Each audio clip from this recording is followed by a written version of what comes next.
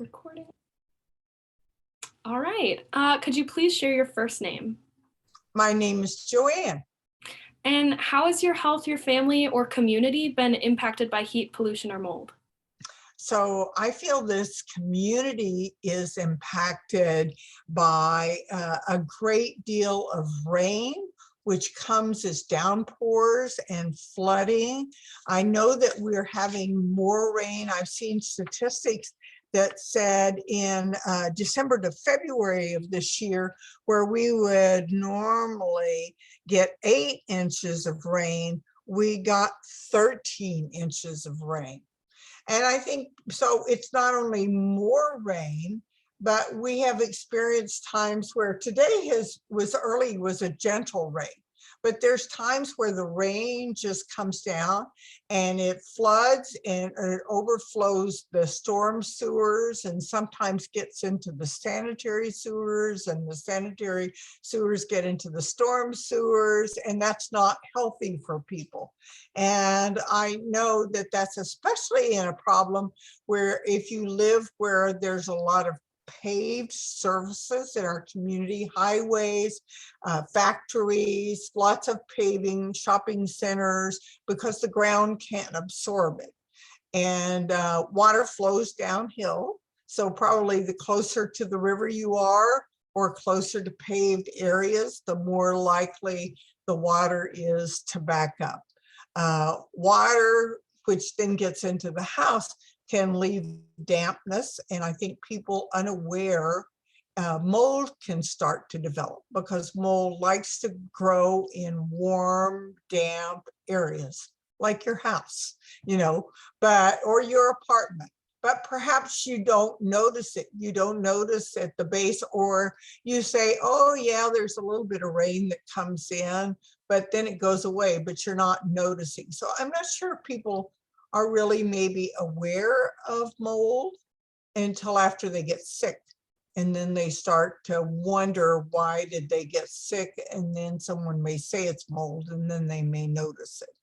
So I'm concerned because, as I say, I think our community is like a body. For myself, I have kidney cancer, which interestingly, as I thought, is how you get rid of wastewater in the body. And that's the problem in the city too. But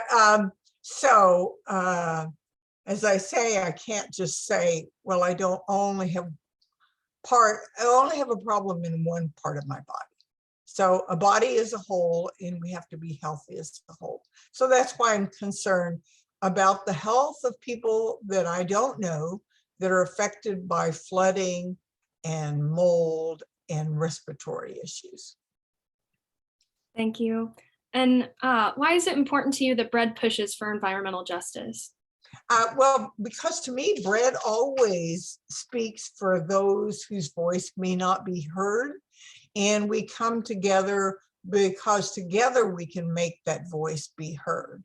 I love that Bread works together across denominations and even faiths, and that we always start with one-on-one conversations and build up from there. So that's really important. And we're speaking for the people. We're not making this up like I think this is the case with other people. Another thing I really love about Bread is I think Bread looks to what's the source of the problem. So I think we really do care that people are getting sick. But beyond that, we also care, why are people getting sick? So I think flooding is an issue. I was thinking about the fact that when I bought this house some years ago, I was fortunate enough to hire a home inspector before I bought the property. And he pointed out how it was against the foundation of my house, it was lower than away from the foundation. And that was not good because it didn't drain right. So you want water to drain away from your house or apartment. So if you're in a house, you may not have noticed that. If you're in an apartment, you may not have noticed that. If you're living in a neighborhood, you may not notice how does the water flow? Does it flow to buildings or away from buildings.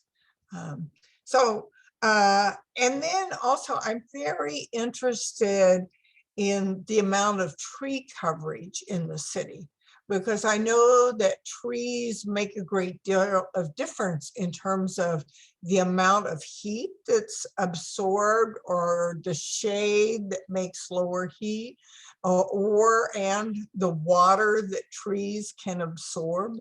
So actually, I was really surprised to learn that Columbus has less tree coverage than comparable cities near us, Cincinnati or Pittsburgh. And I say that's not okay, that we should have less trees. I think we need more trees, and I would actually be interested in how can we promote more tree planting in areas of the city. So like I learned that Franklinton has 15%, whereas Columbus has 22%, whereas other cities near us have 37% tree coverage.